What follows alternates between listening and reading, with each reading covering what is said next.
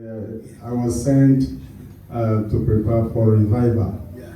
And all my prayers have been for revival. Amen. And my heart desire have been for revival. Amen. In fact, let me be honest to you, revival brings healing. Amen. So, the people of God, we should stop chasing the squirrel and get the elephant. Amen. If you get the elephant, the squirrel will be there.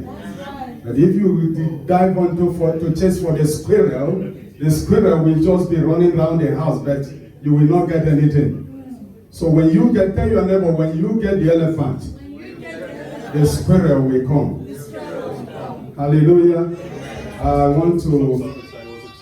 Yeah. We still have a different section for healing. Amen. Amen. There is different section for healing. Because the people that are sick in their body need healing as well. Amen. But I say to you, when we are talking about revival, God will pass and heal us. I tell you the truth. First of all, I want to appreciate the servant of God in the house and his wife. May the Lord bless you guys and use you people as well to bring more of this. We need more of communion. We need more of coming together to pray. The Bible says, iron do what? Sharpen iron. And one person can chase 1,000, but then two people can chase 10,000. Hallelujah.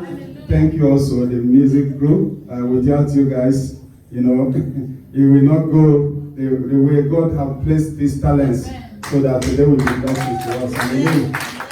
Amen.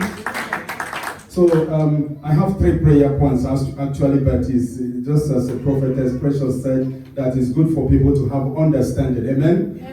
When you have understanding, it helps you to direct your prayers. Actually, me personally, one of the things that seized my heart is this revival. Hallelujah. I've been questioning, reading books about revival, hearing stories, especially from Africa. You will hear about Apostle Babalola. You will hear about all these great men of God. Amen. You will hear only hearing, but then you will desire it. At the end, it will end at the realm of desire. The reason why it ends at the realm of desire is because there is a price to pay. Tell your neighbor there is a price to pay. It doesn't matter. And in this end time, I tell you the truth. This end time, I know I just celebrated my 55 years birthday. Actually, 55 years birthday. So I began to change my prayer point. I said, God, I know that you're going to use me because you have said it. Yes. But also there are younger ones that are coming. Amen. But if I tell them revival is coming, just like Elijah said, I hear the sound of the rain. They will have expectation. But my prayer is that that message will not hang at the realm of desire. Because if they refuse to pay the price, God is not respecter of any man. Yes. I tell you the truth, we can talk it and talk and talk and talk. In fact, we will just end up talking. Hallelujah. Amen. So, but then God began to take me to a school, and I'm going to quickly tell you what I learned from God in that school. So God said to me, for revival to take place is not hard for heaven. Those people, actually, the Bible said that they are men of like passion with us. In other words, there's nothing different from us and them. But the only thing different is that they hold their heart. The only thing different is that they paid the price. Hallelujah. And one of the things that the church, because I hear the prayers that people pray here, which is a cooperation. Amen. Cooperation is so important because 2 is better than 1, isn't it? And especially I hear the man of God, I will know when you were prophesying and they saying you see this happening in Leicester. And in my heart, I was like responding to you, it has to happen when we pay the price. Because when we pay the price, we see it happen. And the prophetess came again and was saying that there is a rain coming. So God is like reconfirming things. Praise the Lord. But we need to know that there is a price that we pay. And one of that price we should begin to share with one another is genuine repentance. Amen. When that descriptive word you see behind repentance is called genuine. Genuine repentance is when you turn away and turn to. That is what repentance means. Yes. But if you are the person that is living in fornication and saying that you are the righteousness of God in Christ Jesus, you will just say revival, you'll be a noisemaker.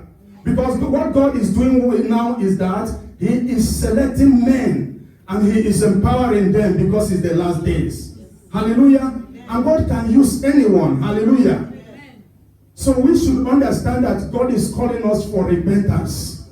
And repentance is to turn away from our own ways and turn to God. Hallelujah. And another thing that before we pray quickly, that revival cannot do without is prayers. Hallelujah. Prayers. What actually makes the difference is prayers. Because without prayers, we will say things and it will not happen. But when we begin to pray, then we will begin to see things happen. Hallelujah. Prayers will change situation. Prayers will be, for example, for God to bring revival in the United Kingdom. There we can pray now and say, God, bring revival in the United Kingdom. God will hear us, but it will not happen. I'm telling you the truth because I've been in this city for 16 years. I have never seen revival.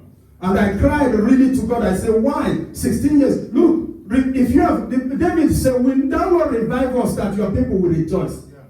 Okay, no revival, you just go do the normal thing. Normal thing doesn't, there's no appetite in normal thing. Because you just keep doing it, others are doing it, this person is doing it. But when there is revival, and one of the things God did is that before I came to this country, I lived in a country for 16 years where I saw real revival. And when the revival came, really, the Muslims were running to God. I tell you, this one is not real. Muslims were running to God. In fact, there was a program like this we are doing. A woman was passing. She don't know what happened. She fell under the anointing. That's what you will see. Children jump out from the high school. They want to answer the call of God. Because they saw that the power of God was like, we were demonstrating the power of God as if it's nothing. That's what revival does. Without revival, it will be boring to serve God. But the revival doesn't just start like that. It starts in a place, just like a place like this. Yes. Because revival is like a fire. Hallelujah. Amen. When you begin to flame it and flame it and flame it, yes, then people will begin to gather and say, in this place, in 25 Church Street, people are praying there. Amen. Then you keep on fanning it. You keep on fanning it. People will begin to come. Before you know it, people will begin to, revival begin back to revival. Hallelujah. Amen. So I pray that I desire to see men of God kneeling down here praying. Amen. That is what will bring revival. Hallelujah. Amen. I tell you, when you gave me that invitation, it's because it's you. I don't have the power to refuse you. I don't want to hold this microphone anymore. This thing doesn't work. It's not holding microphone that works. What works is in the secret place. Yes. The Bible said that they that dwell in the secret place of the Most High, there are people, that the people that cause revival. The people that revival is here on your knees. It's not, listen, because when you start to pray on your knees and you start with 1 hour first. And then God will let the flesh die. You will know that this thing we call sanctification is not there until you begin to pray. Amen. Then the flesh that fill the church will begin to live. Hallelujah. Flesh, people like me, pride. God will bring this type of a Russian bomb and deploy that pride because he wants to use you. And if he have not captured you, he will not use you. If God has not captured any man on this earth, I tell you, you can. If you like, hold microphone till Jesus comes, he will never use you. So he see that whenever he comes to the corridor of your heart, there is this greed that is standing like a goalkeeper. Greed is standing there like a goalkeeper. He have to use this Russian type of bomb to destroy it first. And when he destroy it, then you are now talking. So, and the evidence, you know that we preach sanctification in the church, but no, that's not it. Kneel down, try it. You will see when you pray, when you want to consume 1 hour, you reach at a time, you think that you are praying 5 hours. It's only 15 minutes. Because God is still dealing with the flesh. Amen. Tell your neighbor, flesh. Yes. Call it like this, flesh. Yes. That's the thing that hinders revival. Yes. You want it to, and then you post self. You don't want to represent it. You want it to be you. God said, this man is don't even understand. I tell you, I'm in the school of God, and he's teaching. When he's teaching you, hallelujah. Amen. For revival to take place is when men begin to kneel down. And when you kneel down, 2 hours go, 3 hours go, 4 hours, 5 hours. Hallelujah. Amen. When you see my wife come here, this thing is not by accident. Hallelujah. She wake up in the night, she saw me. He said, this man, you are still on it. She wake up early in the morning, she still saw me there. She want to take children to school. She see that I was still there. He said, this one is not ordinary. Revival is not just church putting signboard. Or this thing is no more working in the realm of the spirit. When you ascend, you will see what works. Hallelujah. Amen. Are you ready to pray? Yes. You reign, you ancient Zion King, Kadosh, Kadosh, you are mighty on your throne. You reign, you ancient Zion King, Kadosh, Kadosh, you are mighty on your throne. You reign, you reign, you reign, you ancient Zion King, Kadosh, Kadosh, you are mighty on your throne. The first prayer point, and as a dear sister, God bless you for saying that. You said not after, hallelujah, not after here, we just go. No, that's not how when revival give birth, then you go home, then prayer starts, fasting starts. You begin to pay the price. You begin to remove the garment of flesh. You begin to sanctify yourself. You begin to consecrate yourself. That's where you begin to smell revival. Hallelujah. So we're gonna pray the first prayer. Hallelujah. The first prayer we're gonna take is that God will bring what is called hunger. The hunger is not money you want, is not house. What you need is the more of God in your spirit. That's what brings revival. The more of God in your spirit. Do you think that Jesus is a foolish man when he says, seek first the kingdom of heaven, the government of God, and the righteousness, and all these things? Are you ready? Because I want our children. Listen, I said, God, if it will not happen in my time, let it happen in the time of my children. But we need to teach them the way of revival. The way of revival is not just church. It's a price to pay. Hallelujah. It's a price to pay. So you're going to pray for hunger. That means there's a hunger that will take you from your bed and put your knees on the ground. That is what is called hunger. The kind of hunger is not that you are going around. Hallelujah. It's a hunger that when people listen where you are praying deep in the spirit, that you are not praying for yourself. You are actually interceding for God to do something in Leicester, for God to send revival, for God to bring rain. Hallelujah. You're going to pray this morning with me. Pray sincerely and say, Father, hallelujah, hallelujah. And you know, it's not only preachers that revival. Look, all these instrumentalists, all these people that carries a mighty ministry, hallelujah. I tell you, you can never do anything except the corn of the wheat die first. It is when it dies, it will bear fruit. I tell you the truth. The secret is prayers.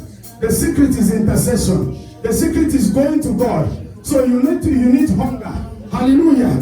I want you to pray with me this morning. Say, God, hallelujah, please, I want you to hear it. Ask God to put hunger in your spirit. Not hunger of food. Not hunger to be a billionaire. Not hunger to be a trillionaire. But hunger of more of God.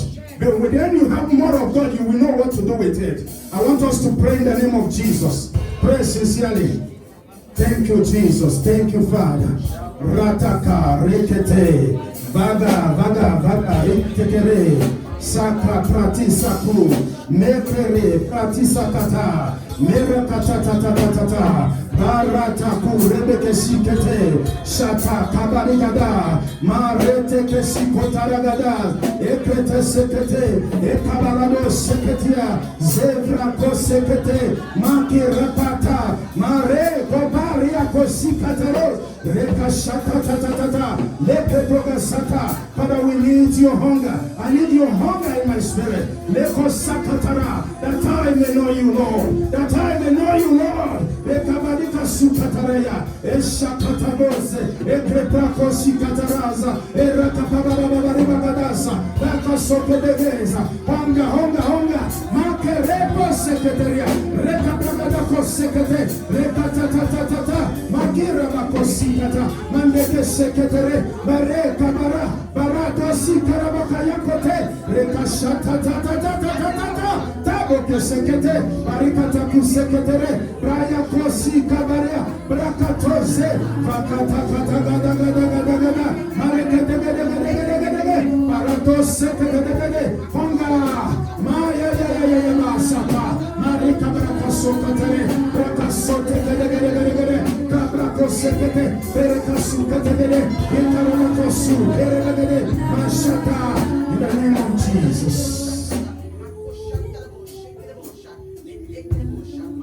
Hallelujah.